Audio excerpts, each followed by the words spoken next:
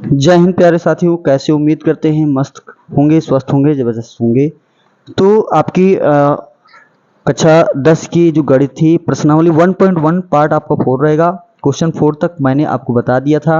आज हम क्वेश्चन 5 से लेकर के कम से कम 12 नंबर तक हम लोग पढ़ेंगे। ये वीडियो थोड़ी सी बड़ी रहेगी बच्चे, क्योंकि बहुत छोटी वीडियो भी बनाना उचित है नहीं, है ना। और एग्ज़ाम का जो डेट है वो बस आ सकता है, 4 ही महीने आपके पास बचे हैं। तो बच्चे बहुत ही एफर्ट लगा करके आप हर एक चीज़ को देखेंगे। क्वेश्चन आपके सामने लिखा हुआ है, जैसा कि मैं बुक में आपको दिखा देता हूँ एक बार कि क्वेश्चन नंबर 1.1 का जो 5 नंबर का क्वेश्चन है वो क्या है। देखिए मुझे क्वेश्चन नंबर कह रहा है कि यदि HCF 225 और 60 को 225 गुणे 5 माइनस 10x है तो x का मान आपको फाइंड आउट करना है। तो हम लोग कैसे कर पाएंगे, आइए देखते हैं बच्चे। ठीक है, बहुत ही अच्छा सा क्वेश्चन है। तो जो सवाल दे रखा बच्चे उसको हम लोग प्रयास करेंगे लगाने का। तो देखो, अगर पेपर में भी लिखना है बच्चे तो बहुत ढंग से अच्छे से सुंदर राइटिंग में आपको लिखना रहेगा। तो हल क्या होगा इस बात को थोड़ा सा समझने का प्रयास कीजिए। तो HCF हम क्या करेंगे, जो संख्या दी गई है इसका हम HCF निकालेंगे। जैसे मान लीजिए 225 आपका दे रखा है तो इसका अभाज्य गुणनखंड कर लीजिए। 3 से काट सकते हैं बच्चे, तो 3 से कट जाएगा। 3 सत्ते 21 होता है, 1 बचा 15, 3 पचे 15 आपका। 3 से फिर कट जाएगा, 3 दूनी 6, 1 बचेगा 15, 3 पचे 15। अब आपका 5 से कटेगा तो 5 हम 25 और फिर 5 से तो 1 आ जाएगा। ठीक है बच्चे, इसी प्रकार से अगर हम देखें, इसी प्रकार से अगर हम चीज़ों को देखें तो आपका 60 का भी अभाज्य गुणनखंड हम लोग कर लेंगे, क्योंकि हमने यही सीखा है। ठीक है, और भी तरीके हैं लेकिन आपको ऐसे ही लगाना है परीक्षा में। 2 से करेंगे तो ये आपका 2 3 6 और 0 आपका, फिर 2 से काटेंगे तो 15 होगा, फिर 3 से कटेगा तो आपका 5 आ जाएगा और 5 से काटेंगे तो आपका 1 आ जाएगा।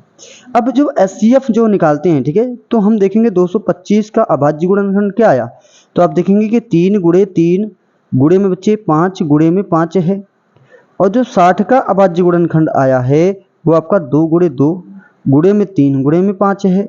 HCF होता क्या है वो आपको मैंने आपको बताया कि दोनों चीज़ों में कॉमन होगा। जैसे आपका 5 इसमें मिला, 5 इसमें मिला, भैया लिख लीजिए 5 आपका आ गया। 3 इसमें है, 3 इसमें है तो 3 लिख लीजिए।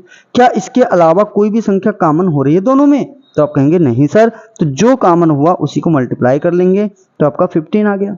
मतलब HCF आपका जो आया वो तो आपका 15 आ गया, है ना। लेकिन प्रश्न कह रहा है कि HCF इतना नहीं है। HCF तो आपका 225 गुणे 5 माइनस 10x है। तो प्रश्नानुसार चलेंगे बच्चे, है ना। प्रश्नानुसार यहाँ पे हम लोग लिखेंगे प्रश्नानुसार। अब प्रश्नानुसार हम लोग लिख देंगे कि भैया HCF तो दे दिया है, ठीक है, HCF दे रखा है या दिया है या लिखा गया है। ठीक है, तो क्या दिया है बच्चे, HCF तो दे रखा है। तो HCF हमारा जो दे रखा है वो कितना है, 225 गुणे में 5 माइनस में 10x है। HCF हमारा आया कितना है, 15 है, तो 15 के बराबर हम इसको रख सकते हैं। 225 गुणे में 5 माइनस में 10x है। ये 10x को इधर ले आएंगे तो आपका क्या हो जाएगा, प्लस में क्यों आ जाए भाई, यहाँ पे माइनस है, माइनस 10x बराबर के इधर लाएंगे, पक्षांतर करेंगे तो 10x आएगा। अब इसको हम मल्टीप्लाई कर लेंगे तो 5 से 5 को करेंगे 50 हम 25 आएगा, 2 हासिल आई, 5 दूनी 10 और दोबारा के 2 हासिल आई 1, 5 दूनी 10 1 11, और ये 15 जो इधर है इधर आकर के आपका घट जाएगा, क्योंकि ये प्लस में है, इधर आया था माइनस में हो गया। तो 10x इजिकल टू क्या आएगा, 5 में 5 गया 0 आपका बचेगा, 2 में से 1 गया तो आपका 1 बचेगा, यहाँ पे 1 है यहाँ पे 1 है। तो x बराबर आपका क्या आ जाएगा भैया, 1110 आया। ये गुणे में है तो इधर आएगा तो भागे में हो जाएगा, 0 से 0 कैंसिल, तो x की वैल्यू जो आएगी बच्चे 111 आ जाएगी। और यही इस सवाल का प्यारा सा जवाब हो जाएगा। उम्मीद करते हैं कि बात आपको जरूर समझ में आएगी। और बच्चे आपको परीक्षा में भी ऐसे ही लिखना है, और ऐसे सवाल आपकी परीक्षा के लिए इम्पोर्टेंट कैटेगरी में आते हैं। आप प्रीवियस ईयर उठाइए, अनसाल पेपर में कराऊंगा। अभी पहले एक चैप्टर हम हल करेंगे, इसके बाद में पहले चैप्टर के सारे क्वेश्चन को अनसाल पेपर के माध्यम से आपको बताऊंगा कि भैया देखो आपका जो रियल नंबर है, वास्तविक संख्याएं हैं या नंबर सिस्टम से आपके ये सवाल पूछे गए हैं, उसका लेवल क्या है, हम कैसे लगा पाएंगे। ठीक है बच्चे, तो आते हैं क्वेश्चन नंबर 6 पे। एक बार मैं पहले आपको क्वेश्चन दिखा देता हूं, बहुत ही शानदार तरीके से गजब का भैया क्वेश्चन है। ठीक है, सेम टाइप का क्वेश्चन है, लेकिन मैं तो एक एक सवाल भैया लगवाऊंगा। यदि एचसीएफ 120 225 का 15 दे रखा है तो एलसीएम इतने इतने का ज्ञात कीजिए। ठीक है, हम ज्ञात कर लेंगे। जो जो दिया गया है हम लोगों ने दो संख्याएं अगर पता है, एलसीएम एचसीएफ पता है, तो उनमें से तीन चीजें अगर हमको पता है तो हम एक चीज की वैल्यू बहुत ही आसानी तरीके से निकाल लेंगे, जो हमने रिलेशन पढ़ा था एचसीएफ एचसीएफ में और दो संख्याओं के बीच में। तो आइए देखते हैं क्वेश्चन भैया। क्वेश्चन नंबर हम लोग 6 की बात कर रहे होंगे। ठीक है, आइए देखेंगे बच्चे क्वेश्चन नंबर 6। एचसीएफ 120 225 का 15 दे रखा, तो एलसीएम 120 और 225 का ज्ञात करिए। देखो, एक तो अभाज्य गुणनखंड विधि से भी लगा सकते हो, एक भाग विधि से भी लगा सकते हो, और आपको जो है जो रिलेशन दिया गया था, दो संख्याएं पता हैं, अगर एलसीएम एचसीएम में से कोई एक पता है तो हम दूसरी वैल्यू निकाल सकते हैं, तो उस माध्यम से भी आप लगा सकते हो। ठीक है, तो हम उसी रिलेशन के अकॉर्डिंग लगाएंगे, क्योंकि इस कॉन्सेप्ट में, इस चैप्टर से पहले मैंने उस कॉन्सेप्ट को बताया बच्चे, तो उसी के माध्यम से लगाएंगे। तो दिया क्या है पहले हम लोग उस बात को लिख लेते हैं। ठीक है, तो पहले हल लिख लिया करो बच्चे, हल वगैरह ऐसे नोट्स बना लेंगे बच्चे। जिनको नहीं आता है तो बढ़िया से नोट्स बनाएंगे, रिवीजन भी करेंगे। जो दिया है, अब दिया क्या है बच्चे, एचसीएफ आपको पता है, एचसीएफ आपको 15 दे रखा है इन संख्याओं का, और जो संख्याएं पता हैं भैया, दो संख्याएं, तो पहली संख्या मान लेते हैं हमारी कि पहली संख्या जो है वो दे रखा है कितना, तो आप जानते हो भैया कितना है, 120 है। और दूसरी संख्या हमारी क्या है बच्चे, तो दूसरी जो संख्या है वो आपका 225 दे रखा है। अब आपको पूछ रहा है कि एलसीएम ज्ञात करना है। क्या ज्ञात करना है, एलसीएम, एलसीएम आपको फाइंड आउट करना है। तो आप जानते हो, तो हम यहाँ पे थोड़ा सा सूत्रानुसार लिख देंगे बच्चे। भाई सूत्र, वो सूत्र का आपका फार्मूला बन जाता है, तो सूत्रानुसार हम लोग करेंगे। कैसे, आप जानते हो कि दो संख्याओं का, भैया आपने पढ़ा है कि दो संख्याओं का गुणनफल जो होता है, दो संख्याओं का गुणनफल, देखो मुझे लगाने को क्या, मैं 4 तरीके से 5 तरीके से बता सकता हूँ, लेकिन आप पहले एक तरीका जानो, फिर बताएंगे आप कमेंट बॉक्स में, तो मैं इसको कई तरीके से बता दूंगा। ठीक है, दो संख्याओं का गुणनफल जो होता है वो आपका एचसीएफ गुणे में एलसीएम होता है। इधर भी एलसीएम लिख सकते हो, कोई दिक्कत नहीं, मल्टीप्लाई में तो आपका चलता है। ठीक है, तो दो संख्याओं का गुणनफल, दो संख्याएं आपको दे रखी हैं भैया, तो 101 संख्या 120 है और एक आपका 225 दिया रखा है। एचसीएफ आपका 15 है, गुणे एलसीएम आपको फाइंड आउट करना है।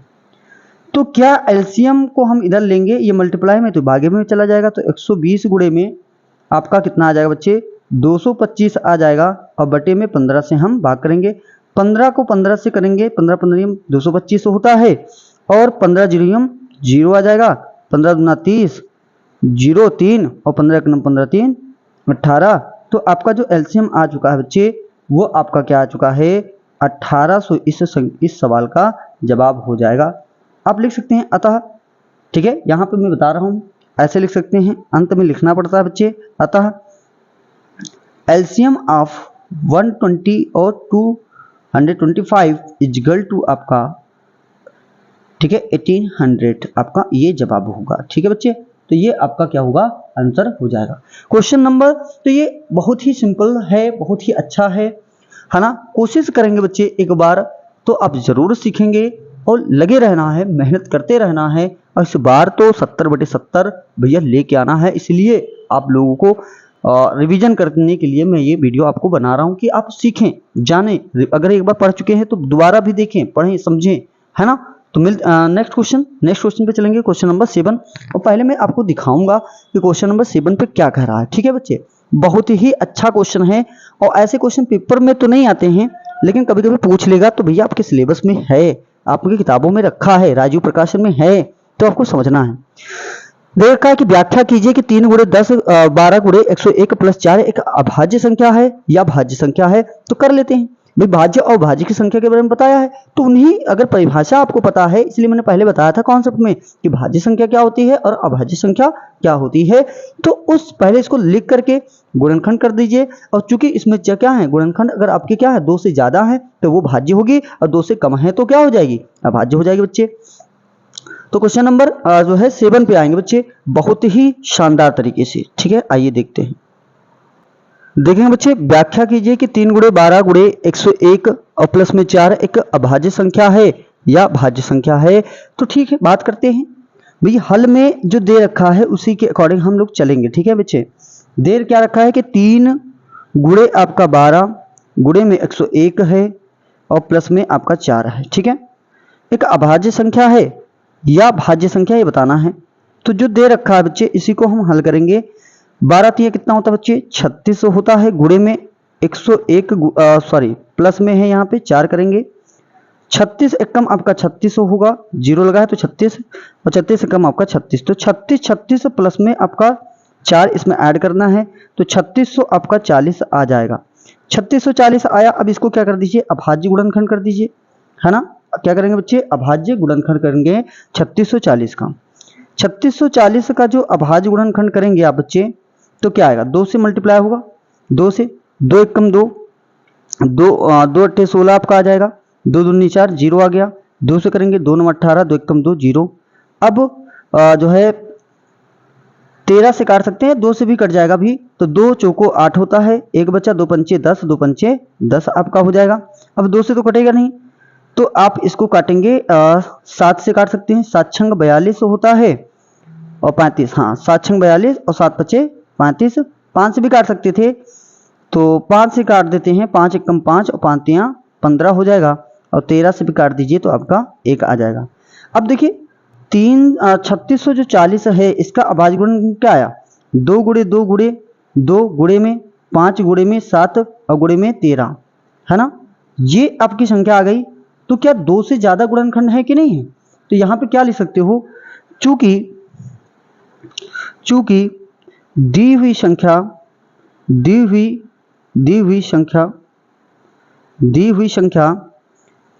3 गुणे जो दे रखा है ऊपर उसी को लिखेंगे, 3 गुणे 12 गुणे 101 प्लस 4, ठीक है, के ऐसे लिख देंगे कि अभाज्य गुणनखंड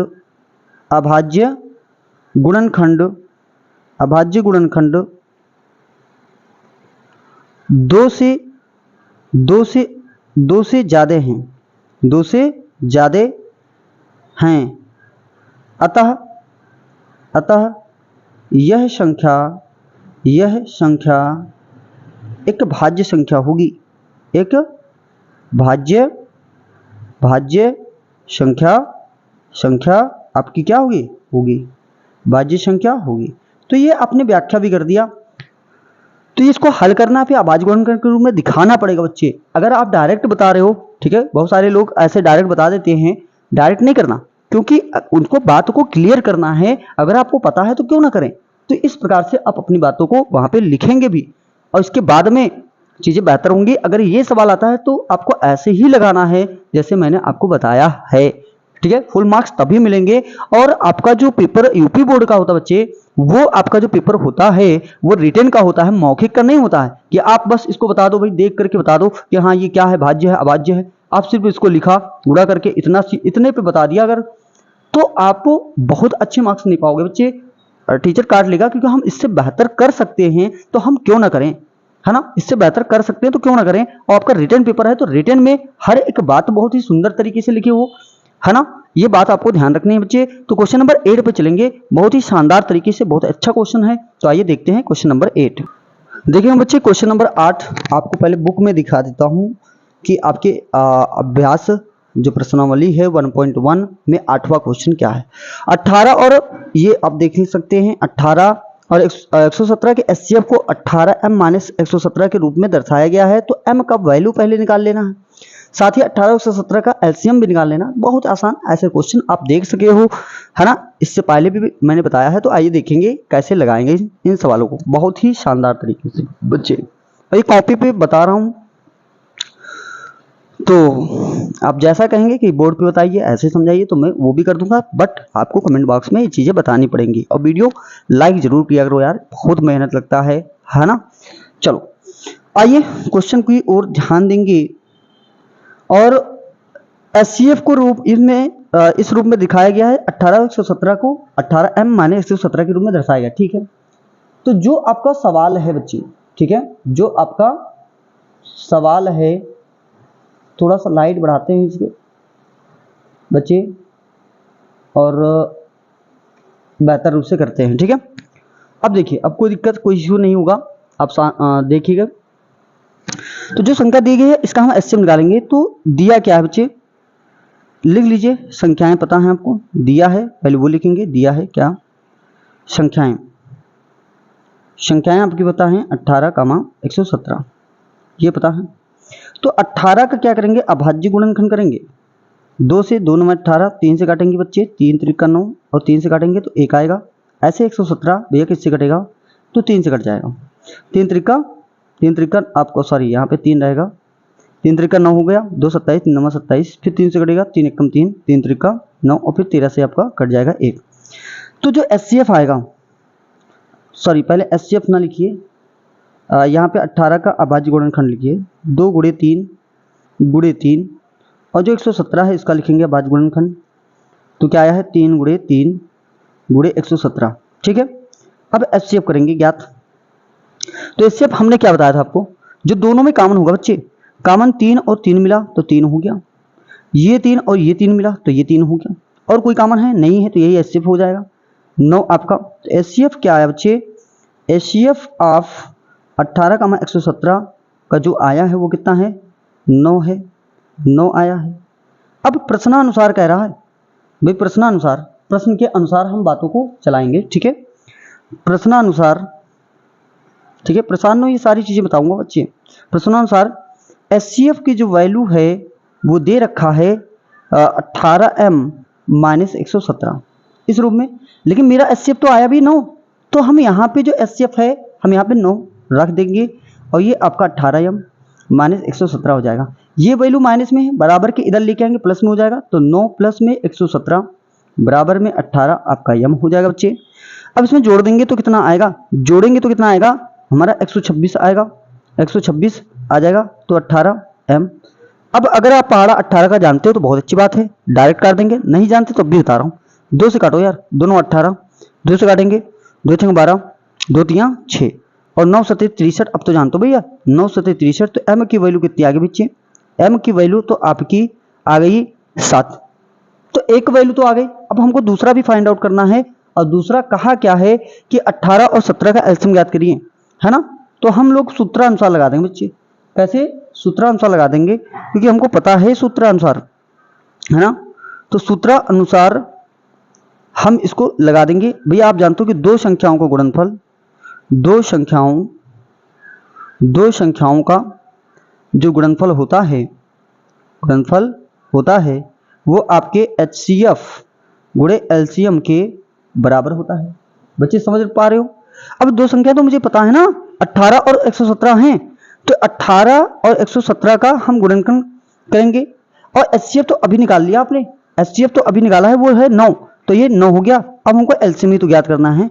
आप चाहो तो अभाज्य गुणनखंड इसी से माध्यम से लगा सकते हो, लेकिन आप ऐसे लगाओ, 9 से काटेंगे बच्चे, 9 दूनी कितना होगा 18 होगा, गुणे 117 बचा आपका एलसीएम, तो 2 से गुणा मल्टीप्लाई करेंगे, 2 7 14 की 4 हाथ ले 1, 2 1 2 1 3 होगा, और 2 1 2, तो आपका जो एलसीएम आएगा वो कितना आ जाएगा 234। अतः लिख देंगे, अतः एलसीएम ऑफ जो आया है 18 का 117 का वो कितना आएगा 234 आएगा बच्चे। और आपका जो m की वैल्यू आई है उसको भी लिख देना है। अब यहाँ पे आपको आंसर लिख देना है, इसका जवाब ये होगा। बात समझ में आई बच्चे, बात समझ में आई कि नहीं आई। तो ये क्वेश्चन नंबर 8 था बच्चे। अब हम लोग क्वेश्चन नंबर 9 की ओर चलेंगे। तो पहले हम बुक्स में देखेंगे कि इसका कैसे दिया रखा है, क्वेश्चन क्या है, ठीक है, और समझेंगे। ये थोड़ा सा बेहतर क्वेश्चन है, अच्छा है, पूरी बात लिखनी है, पूरी बात समझनी भी है आपको। तो देखेंगे क्वेश्चन नंबर जो आपका 9 रखा है। 9 में क्या कह रहा है, जांच कीजिए, यहां पे समझिए, जांच कीजिए कि क्या किसी प्राकृतिक संख्या n के लिए संख्या 6 पावर n अंक 0 पे समाप्त हो सकता है। अब हम बात करेंगे भाई 0 पे समाप्त कौन सी संख्या होंगी, और इसके बाद में इसको भी समझा रहे हैं क्या होगा कैसे होगा। तो थोड़ा सा कॉन्सेप्ट की बात भी यहाँ पे होगी, तो परेशान नहीं होना है। जो बच्चे जानते हैं स्किप करके आगे बढ़ें, आगे देख लें, ठीक है। और जिन बच्चों को नहीं जानते, मुझे तो उनको सिखाना है यार, जो नहीं जानते, और जिनको जानते हैं, है ना, ओवर कॉन्फिडेंस है, या ना सीखें, आगे बढ़ें, स्किप करें कोई दूसरी वीडियो देखें, मुझे कोई फर्क नहीं पड़ता। मैं तो उन बच्चों के लिए बना रहा हूँ वीडियो जो कोई पढ़ना चाहता है, सीखना चाहता है और आगे बढ़ना चाहता है। ठीक है, जो नहीं जानता मैं उसके लिए बना रहा हूँ। ठीक है, तो परेशान नहीं होना है। इस बात से बहुत लोगों को दुख होगा, बट मुझे कोई फर्क नहीं पड़ता। ठीक है ना। तो ओवर कॉन्फिडेंस नहीं होना बच्चे, अच्छे से पढ़ना है। तो आइए क्वेश्चन नंबर हम 9 की बात कर रहे होंगे। ठीक है, आइए देख बच्चे देखेंगे। इसमें सवाल आपका पूछा है कि जांच कीजिए कि क्या किसी प्राकृतिक संख्या n के लिए संख्या 6 की पावर n अंक 0 पे समाप्त हो सकता है कि नहीं हो सकता है। यार 0 के समाप्त होने के लिए कंडीशन क्या है, पहले हम इस बात को समझेंगे। इधर रफली आप पहले मैं समझा दे रहा हूं, बात को बच्चे समझो।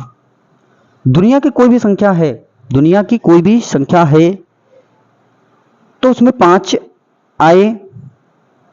5 आपका ये मान के चलिए मूल संख्या है 0 के लिए, और इसके पावर में अगर इसके मल्टीप्लाई अगर हम कर रहे हैं कोई सम संख्या से, अगर सम संख्या से सम संख्या लिखेंगे यहाँ पे, सम संख्या से 5 का गुणा दुनिया की कोई भी सम संख्या से करेंगे या तो 0 आएगा, 0 पे समाप्त हो जाएगा।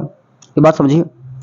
अब अगर 5 का गुणा हम किसी भी विषम संख्या से कर रहे हैं बच्चे, किसी भी विषम संख्या से करके दिखा भी दूंगा आपको, एग्जाम्पल भी बता दूंगा। 5 का मल्टीप्लाई अगर किसी भी ऑर्डर नंबर से कर रहे हो, विषम संख्या से कर रहे हो, तो वो समाप्त होगा कहाँ पे, 5 पे समाप्त होगा।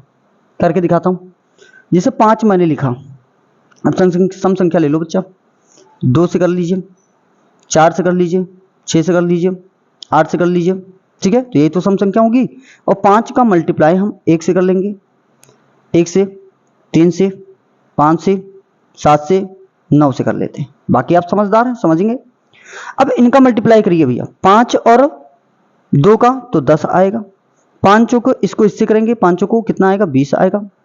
5 के कितना आएगा, 30 आएगा। 5 अट्टे कितना आएगा, 40 आएगा। तो ये किस पे समाप्त हो रहा है भाई, 0 पे समाप्त हो रहा है। किस पे समाप्त हो रहा है, 0 पे समाप्त हो रहा है। अब आप समझें कि ये विषम संख्या है भाई, ये तो हमारी सम संख्या थी, ये तो हमारी सम संख्या है। और मैंने ये तो कॉन्सेप्ट बताया कि 5 एक मूल संख्या है भाई, 0 का निर्माण तो तब होगा जब सम संख्या होगी। तो 5 का गुणा मल्टीप्लाई अगर हम किसी भी सम संख्या से करेंगे तो 0 पे समाप्त हो जाएगा। ये बात आपको समझना। और 5 को अगर हम विषम संख्या से करेंगे तो वो 5 पे समाप्त होगा। देखो कैसे, 5 को 1 से करा 5 आएगा, 5 को 3 से गुणा करेंगे 15 आएगा, 5 को 5 से करेंगे 25 आएगा, 5 से 35 आएगा, 5 9 45 आएगा। अब यहाँ पे देखिए आपका क्या आ रहा है अभी, किस पे समाप्त हो रहा है, 5 पे।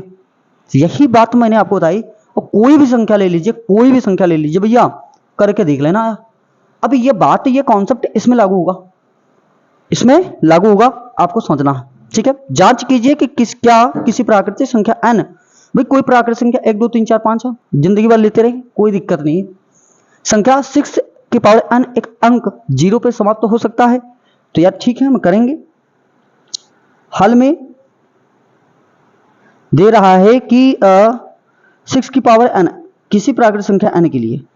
तो यार 6n जो दे रखा है, 6n जो दे रखा है ना, उसमें हम n की वैल्यू प्राकृतिक संख्या मान लेते हैं कि हम 1 रखें, 2 3 ऐसे डॉट डॉट रखें, ऐसे दिखा दें और फिर बातों को लिख दें। एक तो तरीका ये है, मैं आपको बता रहा हूं बच्चे, समझेंगे। अगर हम n बराबर 1 रखने पर लिख देते हैं तो 6 की पावर 1 करेंगे तो भैया क्या आएगा, 6 आएगा। n बराबर 2 रखने पर, भाई 2 रखने पर, है ना, बात समझिए, 2 रखने पर तो 6 की पावर 2, और 6 पावर 2 का मतलब है 6 × 6 36 आएगा। n बराबर अगर हम क्या रख दें भैया, 3 रख दें, 3 रखने पर, ठीक है, समझेंगे बच्चे। तो 6 पावर 3 का मतलब है कि 36 को 6 से गुणा करना, 216 आ जाएगा। तो ये तो समाप्त किस पे हो रहे हैं बच्चे, 6 6 6 पे। ठीक है, तो आप यहां पे लिख सकते हो कि उपरोक्त, है ना, उपरोक्त के आधार पर यह कहा जा सकता है, यह कहा जा सकता है कि 6 पावर n किसी भी प्राकृतिक संख्या या प्राकृत संख्या n के लिए, दिखाई दे रहा है बच्चे? नहीं दिखाई दे रहा। के लिए, n के लिए 0 पर समाप्त नहीं हो सकता, समाप्त नहीं हो सकता। ठीक है, तो आपका जवाब हो गया, समाप्त नहीं होगा भैया। एक तरीका और है भी, ये तो आप पहले तरीके से बता सकते हो बच्चे, दूसरा तरीका भी बताना जरूरी है बच्चे। आप ये भी कह दीजिए, सेकंड तरीका है कि 6 पावर n है, 6 का अभाज्य गुणन करेंगे, 2 और 3 में तोड़ेंगे बच्चे, है ना। आप खुद समझे कि इसमें 5 आ रहा है, लिखेंगे चूंकि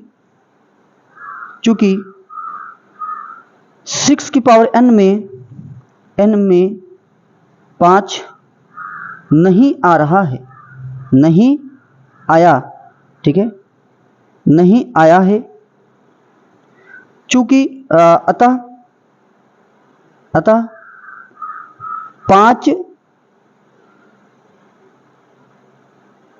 5 से, ये बात लिखिए जो इधर समझाएं, 5 से जब किसी सम संख्या का गुणा करते हैं तो प्राप्त संख्या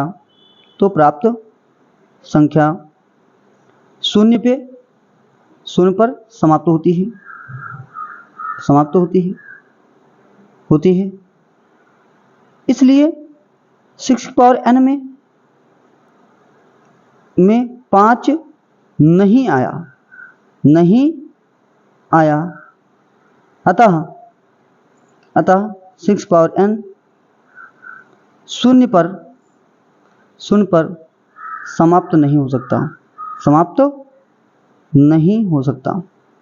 आप ये भी कॉन्सेप्ट बता सकते हो बच्चे, और एग्जाम्पल इधर वाली भी बात लिख करके आप समझा सकते हो। तो अच्छा क्वेश्चन था, यहाँ से कॉन्सेप्ट सीखने को मिला आपको बहुत ही गजब का, अच्छी तरीके से। और बच्चे आप लगाएंगे, ताकत लगाएंगे तभी हो पाएगा, है कि नहीं। तो क्वेश्चन नंबर 10 पे चलते हैं बच्चे। ये बात तो उम्मीद करते हैं कि आपको समझ में जरूर आई होगी।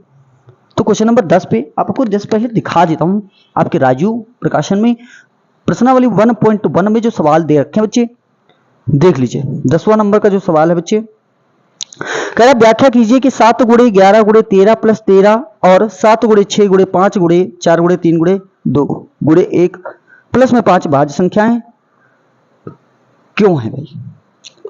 तो ठीक है, बता देंगे भैया, भाज्य संख्या का तो कॉन्सेप्ट आपने सीखा है और गर्दा उड़ा देते भाई, हैं इसमें क्या है। तो आएंगे बच्चे क्वेश्चन नंबर 10 पे बहुत ही शानदार तरीके से। और ये बात तो भैया अगर नहीं समझ में आई तो दोबारा देखिएगा, समझ में जरूर आएगा बच्चे, ठीक है। तो क्वेश्चन नंबर 10 पे आएंगे, देखेंगे बच्चे। व्याख्या कीजिए कि 7 गुणे 11 गुणे 13 प्लस 13 और 7 गुणे 6 गुणे 5 गुणे 4 गुणे 3 गुणे 2 गुणे 1 प्लस में 5 भाज्य संख्याएं क्यों। थोड़ा सा यहाँ पे देखो थोड़ा सा गड़बड़ हो गया है, लेकिन ठीक है, ध्यान दें, संख्याएं लिखी हुई हैं क्यों, ठीक है भाई। भाज्य संख्या का कॉन्सेप्ट क्या होता है भैया? भैया ऐसी संख्या जिसके 2 से ज्यादा गुणनखंड, ऐसी संख्या जिसके 2 से ज्यादा गुणनखंड हो भाज्य संख्या कहलाती है। जिनको नहीं पता पहले वीडियो को देखेंगे बच्चे, कॉन्सेप्ट मैंने समझाया है क्या क्या चीजें होती हैं बेहतर तरीके से, ठीक है बच्चे। अब यहाँ पे है तो दिया है जो बच्चे दे रखा है, आपका जो सवाल दे रखा है बच्चे, दिया क्या है आपको वो समझना है। और दे क्या रखा है, 7 गुणे 11 गुणे 13 गुणे और सॉरी प्लस में है, प्लस में 13 ये दे रखा। तो इसको हल करेंगे, क्या आएगा भैया, 11 सत्ती 77 आता है, गुणे में 13 आपका है, प्लस में आपका 13 है ना। 13 सत्ती 91 के 1 का हासिल आया आपका 9, और 13 सत्ती 91 और 9 और पूरा 100 होता है, ठीक है बच्चे। प्लस में 13 है, जोड़ लेंगे तो कितना आएगा भैया, 1014 आ जाएगा, ठीक है। 1014 जो संख्या आई है इसका हम अभाज्य गुणनखंड करेंगे, अभाज्य गुणनखंड करने पर पूरी बात को समझाएंगे, ठीक है। और ऐसे लगाना भी है, अभाज्य गुणनखंड करने पर, ठीक है, अभाज्य गुणनखंड करने पर। तो अभाज्य गुणनखंड जब करोगे 1014 का, आप जानते हो भैया 2 से काट सकते हैं, 2 पंचे 10, 0 लगाएंगे, 2 सत्ते 14, क्या 507 कटेगा, 7 5 12, 3 से कट जाएगा बच्चे, 3 कम 3 20 होगा, 3 से कटा 3 9 27, फिर किससे कटेगा, 15 नहीं कटेगा, तो ये 13 से सीधे सीधे कटेगा, 13 कम 13 13 आपका 39, ठीक है। फिर आपका 13 से कटेगा तो 1 आ गया, अब जब 1014 का भैया अभाज्य गुणनखंड जो आया, का अभाज्य गुणनखंड जो आया है बच्चे, वो क्या आया आप समझे यहाँ पे, वो क्या आया आप देख रहे कि भैया 2 गुणे 3 गुणे 13 है ना, और गुणे 1 भी लिख सकते हो, 13 गुणे 1 लिख सकते हो। अब इसमें 2 से भी कट रहा है, 3 से भी, 13 से भी, और आपका 1 से भी, और 1014 से कटेगा ही। चूंकि आप लिखेंगे यहाँ पे क्या है, 2 से ज्यादा गुणनखंड हो गए, चूंकि दी हुई संख्या में 2 से अधिक गुणनखंड, 2 से अधिक गुणनखंड हैं, अतः यह भाज्य संख्या होगी, अब यह ऐसे बताना पड़ेगा, है ना, भाज्य संख्या होगी। अब इसी प्रकार से आप सेकंड वाला भी बता सकते हो, आप सेकंड वाला भी ऐसे ही बता सकते हो बच्चे। तो 2 क्वेश्चन दिए गए हैं, 7 गुणे ऐसे करके दिया है आपका कि 7 गुणे 6 गुणे में 4 गुणे 5 है, 5 गुणे में 4 गुणे में 3 गुणे में 2 गुणे में 1 प्लस में 5। अब ये तो पहले से ऐसे दे रखा है भाई, तो अभाज्य गुणनखंड करने की क्या जरूरत है, ये तो है ना, तो ऐसे सीधे ले सकते हैं, क्योंकि दी हुई संख्या के अभाज्य गुणनखंड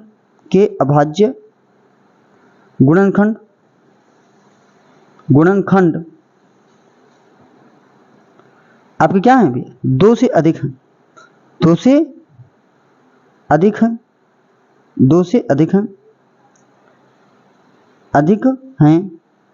इसलिए दी हुई संख्या क्या होगी बच्चे, संख्या भाज्य संख्या होगी। ठीक है, इतनी बात आप व्याख्या भी कर देंगे और बता भी सकते हो। तो आपको इधर एक मैंने बताया, इधर आप ऐसे ही बता सकते हो कि फैक्टोरियल 6 7 लिखा हुआ बच्चे यहाँ से, और जैसे फैक्टोरियल 6 7 की बात करेगा, है ना, तो उसमें गुणनखंड तो बहुत सारे आएंगे भाई, 2 से ज्यादा गुणनखंड होंगे तो भाज्य है, कॉन्सेप्ट यही है आपका। तो हो गया भाई, बात समझ में आई, तो क्वेश्चन नंबर 11 पे चलेंगे बच्चे, 11 नंबर पे क्वेश्चन। तो वीडियो बहुत बड़ी हो जा रही है बच्चे, और थोड़ा सा डिस्टर्बेंस भी है, तो नेक्स्ट वीडियो में उम्मीद करते हैं कि हम लोग 11 से लेकर के 17 तक सवाल को कर रहे होंगे, और यहाँ पे इस वीडियो को समाप्त करना पड़ेगा क्योंकि थोड़ी सी दिक्कतें आ रही हैं आवाज को लेकर के। ठीक बच्चे, तो मिलते हैं नेक्स्ट वीडियो में, बने रहिए एग्जाम तक के साथ, आपका सपोर्ट आप करते रहिए और आपको चीजें बेहतर मिलती रहेंगी, ये वादा है। ठीक है, जय हिंद, नमस्कार।